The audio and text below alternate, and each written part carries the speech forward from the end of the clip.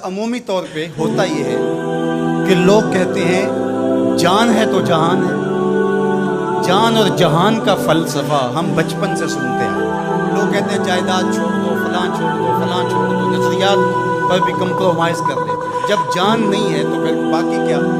جان ہے تو جہان۔ اس فلسفے کو حسین ابن علی نے بدل کے رکھ دیا کہ جان ہے تو جہان ہے۔ حسین نے بتایا جان نہیں ہے پھر بھی پوری کائنات تیری ہے۔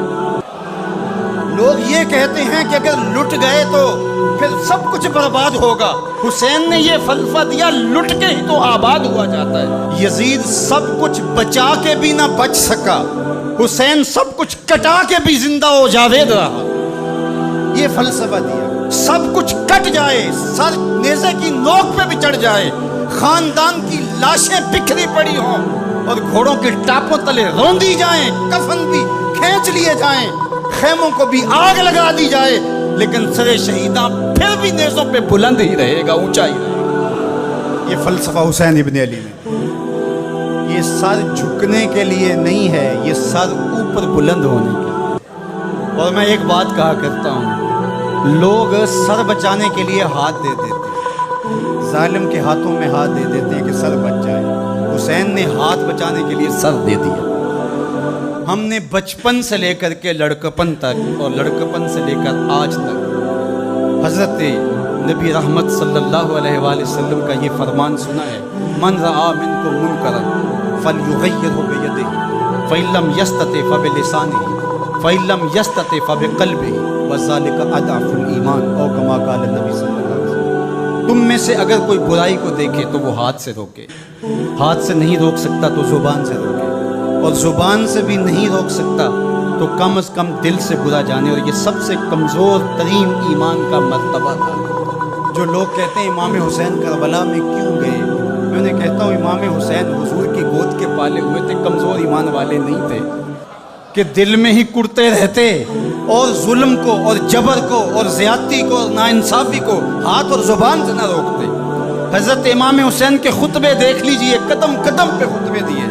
محمد بن حنفیہ کے نام جو آپ نے وصیت نامہ لکھا، آپ نے فرمایا انی لم اخرج عاشرا ولا بدرا ولا مفسدا ولا ظالما، میں سیر سپاٹے کے لیے نہیں جا رہا اور نہ ہی میں اپنی کسی خواہش کی تکمیل کے لیے جا رہا ہوں۔ میرے اہداف میں، میری خواہشات کے کسی گوشے میں یہ موجود نہیں ہے کہ میں تخت و تاج حاصل کر لوں گا۔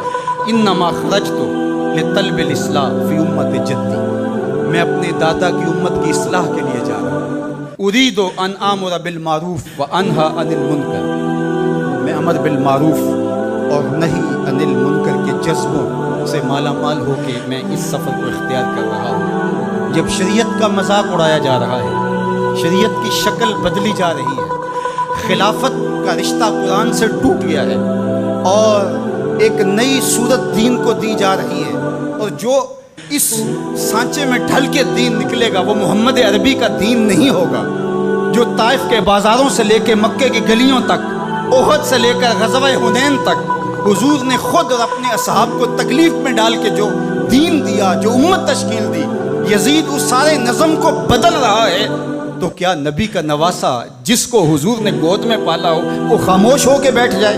کہا حسین ایسا نہیں ہونے دے گا، اور اس کی جو بھی قیمت ادا کرنا پڑی حسین وہ قیمت ادا کرے گا، اور پھر اس کی قیمت چھوٹی نہیں تھی جو ادا کرنا پڑی۔ اگر حضرت امام حسین رضی اللہ تعالیٰ عنہ اس وقت کربلا کے تپتے ہوئے ریگزار میں، اس میدان حق و باطل میں اپنی قربانی پیش کر کے جبر کا راستہ نہ روکتے تو یہ بات اچھی طرح سے ذہن نشین کر لیجیے، اسلام کی یہ شکل جو آپ کو دکھائی دے رہی ہے یہ موجود ہی نہیں۔ دنیا کے اوپر کتنی تہذیبیں، کتنی ملتیں اور کتنی اقوام، جب ان کے اندر تغیر آیا تو وہ اپنی اصل صورتی چیزیں کھو بیٹھی۔ دنیا کے اوپر کتنے مذاہب، یہودیت کی شکل دیکھ لیجئے، کیا یہ وہی صورت ہے جو حضرت موسیٰ لے کر آئے؟ عیسائیت کی شکل دیکھ لیجئے، کیا یہ وہی صورت ہے جو حضرت عیسیٰ لے کر کے آئے؟ ابھی کچھ دن ہی نہیں گزرے تھے تو حواریوں کے بعد جو ہوا اور جس طرح سے دین عیسیٰ کا حلیہ بگاڑ کے رکھ دیا گیا، جس طرح موسوی دین کی شکل تبدیل کر کے رکھ دی گئی، تو کیا دین محمدی کی شکل باقی رہ جاتی؟ جب یوں دین کی صورت اور شکل کو بدلنے والے میدان میں آپ موجود ہوئے تھے، لیکن باقی ادیان، باقی تہذیبیں، باقی ملل، باقی قومیں، ان کی شکل اس لیے تبدیل ہو گئی کہ اس شکل کو بچانے والا کوئی حسین وہاں نہیں، اور یہاں اس دین کی اصل صورت اور شکل اس لیے موجود رہی کہ اس دین کو بچانے والا حسین ابن علی موجود تھا۔ مسٹر گوکھلے نے کہا تھا کہ اگر حسین ابن علی رضی اللہ تعالی عنہ نہ کھڑے ہوتے تو اسلام یا تو مٹ ہی جاتا، اور اگر موجود رہتا تو اس کی وہ شکل نہ ہوتی جو محمد بن عبداللہ لے کر آئے تھے، اس کی شکل وہ ہوتی جو یزید پیش کر کے جاتا۔ لیکن حسین ابن علی کی قربانی، ان کی نہضت کی وجہ سے، ان کے قیام کی وجہ سے، ان کے کھڑا ہو جانے کی وجہ سے 14 صدیاں گزرنے کے بعد آج بھی وہی اسلام ہے جو آمنہ کا لال دے کے گیا۔ یہ حسین ابن علی کا کام ہے جو حسین نے، اس لیے حضور نے ناز کیا حسین پر، کہا کہ حسین منی و انا من حسین، حسین مجھ سے ہے اور میں حسین سے ہوں۔ یہ مجھ سے ہے کہ میری بیٹی کا بیٹا ہے، میری نسل ہے، میرا نسب ہے، میں حسین سے ہوں، قیامت تک میرے دین کا جھنڈا جھولتا رہے گا، اس کی بنیادوں میں لہو حسین ابن علی۔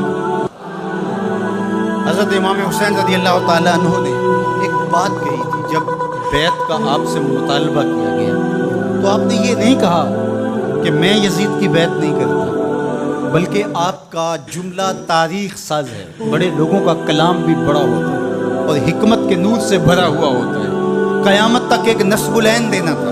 یہ نہیں کہا کہ حسین ابن علی یزید کی بیعت نہیں کرے گا، بلکہ کہا مثلی لا یبایع مثلہ، میرے جیسا اس جیسے کی بیعت کیسے کر سکتا ہے؟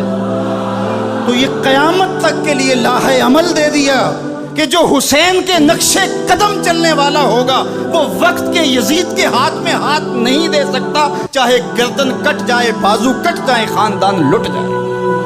یہ حسین ابن علی کا پیغام ہے۔